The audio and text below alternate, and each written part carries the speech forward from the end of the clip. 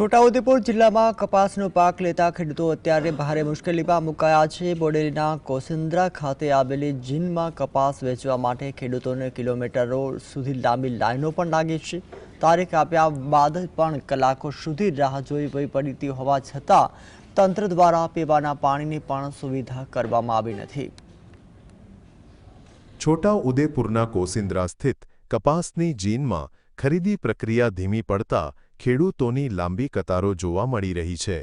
નસવાડીમાં CCI centre શરૂ ન થતાં બે તાલુકાના ખેડૂતો અહીં ઉમટી પડ્યા છે, જેના કારણે નિર્ધારિત તારીખ હોવા છતાં ખેડૂતોને કલાકો સુધી લાઇનમાં ઊભા રહેવું પડે છે। CCI અને બોડેલી APMC દ્વારા ખેડૂતો માટે પીવાના પાણીની પણ વ્યવસ્થા કરવામાં નથી આવી। APMC કરોડો રૂપિયાની સેસ વસૂલે છે, છતાં ખેડૂતોની પાયાની જરૂરિયાતો પ્રત્યે ઉદાસીનતા દાખવવામાં આવી રહી હોવાના આક્ષેપો થઈ રહ્યા છે। સવારે 8:30 થી લાઈને પડેલો છે, હજુ નંબર આવ્યો નથી।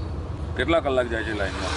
3 થી 4 કલાક બગડે છે, તો કોટા સુધી પહોંચાય છે। લાઈનમાં ઉભા રહેવામાં લાઈનમાં અઘરું પડે, ડેટ આપેલી હોય છતાં લાઈને પડવું પડે છે। એટલી જ વારમાં આવ્યો હતો। કેટલી લાઈન છે લાંબી? 100-7 તો હશે। તો કેટલા કલાક થશે કપાસ? 4 થી 5 કલાક નીકળી જશે।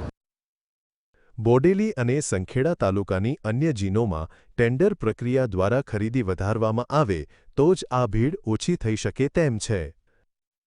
તો ખેડૂતોને તો બધા માટે વેઠવી પડે છે, આના માટે એકલી થોડી છે।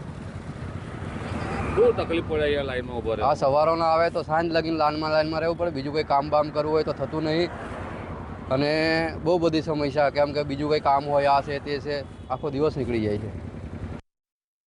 કપાસની આવક સતત વધી રહી છે, ત્યારે જો પિલાણ સમયસર નહીં થાય તો ખરીદી બંધ થઈ જવાની દહેશત ખેડૂતોને સતાવી રહી છે। જો તંત્ર દ્વારા અન્ય કેન્દ્રો શરૂ કરવામાં નહીં આવે તો આગામી દિવસોમાં સ્થિતિ વધુ કફોડી બની શકે છે। રફીક ડણીવાલા, GSTV,